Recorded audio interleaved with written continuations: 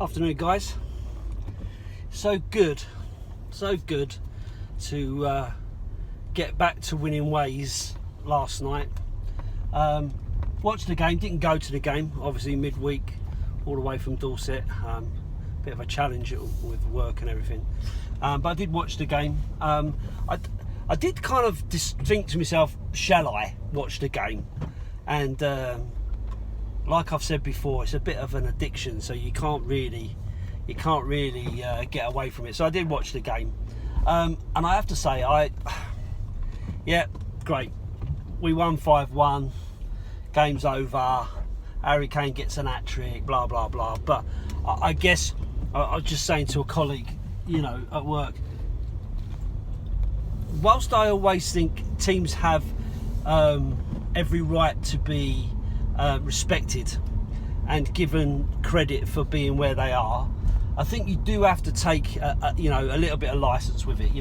The team we played against didn't exist until 2012 or something, and they're in a very small league in Slovenia, so you would say that pretty much every Premier League team would go into that game thinking we should win. Not necessarily comprehensively, but we should win. We should win that game. But they obviously do deserve some respect for being there and so on. I personally thought the first half was a bit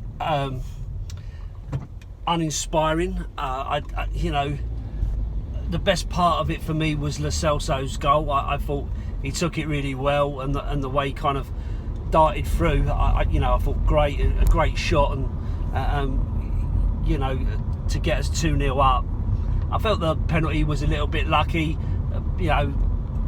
silly by the goalkeeper to sort of charge out like that. Dele's going nowhere, but he did choose the right way in his dive to try to save it. So a little bit fortunate. And then when we kind of come out for the second half, and you saw the wonder goal scored by the Mura player, I started to think to myself, here we go again. Second half, first half display was pretty good. Okay, nothing, fantastic, but it was sharper, it was quicker. They did give us a bit more time on the ball, so we did have the opportunity to show a little bit more quality, which I think we did. But at the same time, it wasn't really one of those that you kind of go, wow, we can turn it on against these guys and really show our quality. So, it's a shame when you've got to then rely on Kane, Son and Moura to come on to really rescue the game. And we did look obviously a lot sharper because you're bringing in some real quality players at that point against poor opposition who are probably a bit tired out, bearing in mind, the league that they probably play in and all the rest of it. So,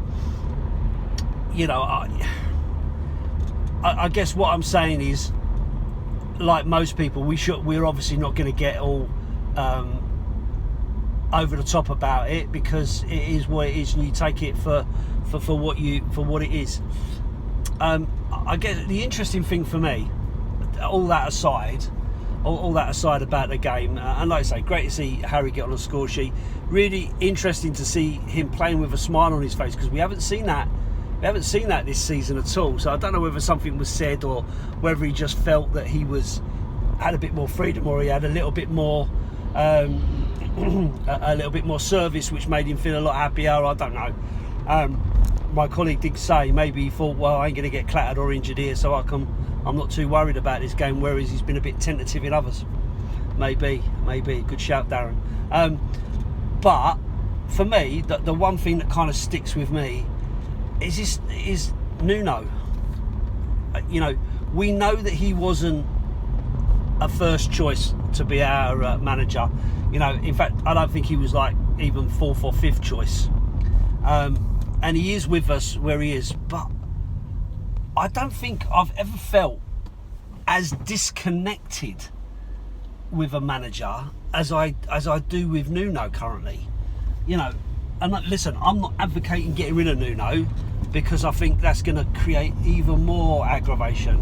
Bearing in mind we took so long to get Nuno that getting rid of him and getting a new manager at this point would just scream that we are in desperate times.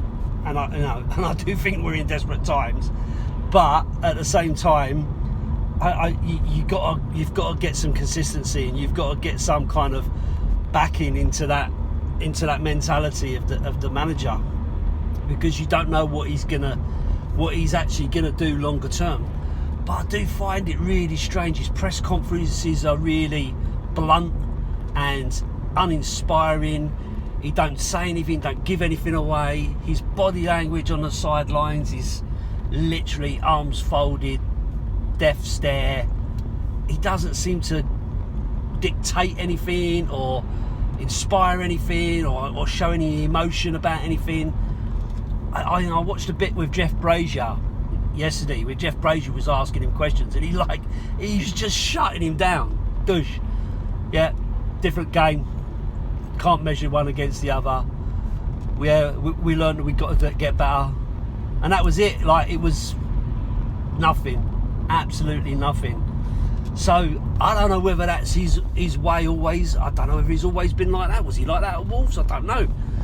But it made me think of a guy who's under pressure and not I won't say not interested, but like fighting inside about what he's doing, if that makes sense.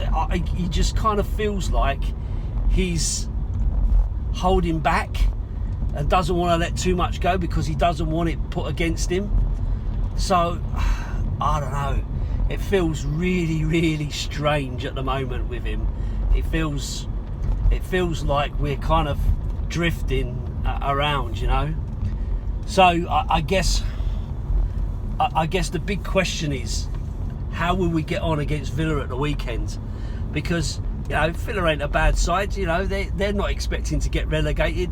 They're probably not expecting to get top four, but they're not expecting to go down. So they're in there to battle for you know, mid-table, maybe potentially sort of top half of the table. You know, top six maybe. That's what they're kind of being aspiring to. And personally, I you know, unless something changes dramatically in you know, quickly, I feel that's where we are. I feel we are mid-table also rans, and you know, and you can't tell an awful lot this season really, because Man City, good performance, you know, and got away, you know, with it in the end. Watford and Wolves were poor games, where we you know, managed to get something out of it. And then of course Chelsea, for me, title contenders, really tough game, and I wasn't expecting to beat them, you know, getting hammered by them. Crystal Palace, I felt, was more about the team selection. I thought a really poor team selection, and it set us up for trouble. Obviously getting a player sent off don't help. And then of course Arsenal derby day. You know, anything can happen in those games, and it just depends on who really wants it the most as to what you kind of end up with, you know. So it's a little bit like that. You can't really tell how we're doing. So I think this weekend will be the one that kind of starts to tell us where we are. You know, are we going to beat Villa? Are we going to play well against Villa? Are we going to give them a good game? You know, what's it going to look like? And I think, you know, hopefully things can start settling down now, and we can start seeing, you know, some kind of progress or whatever. So yeah, I think this weekend is the one that we start to feel where we're going. I think, you know, start of the season we hype it up, you know, 3 wins on the bounce, you know, top of the league. Next 3 you get absolutely smashed by 2 of your biggest rivals and a fluke. Changes, puts everything on its head, you know. But say, you know, nice little win last night, which will obviously give the guys a little bit of confidence and make them feel a little bit better. Give the fans something to smile about for a few days. And Villa's the game, so we'll see where we are. But yeah, I guess my biggest shout is Is Nuno, this ain't easy to say, is Nuno a no-no? That's the question. Up the Spurs.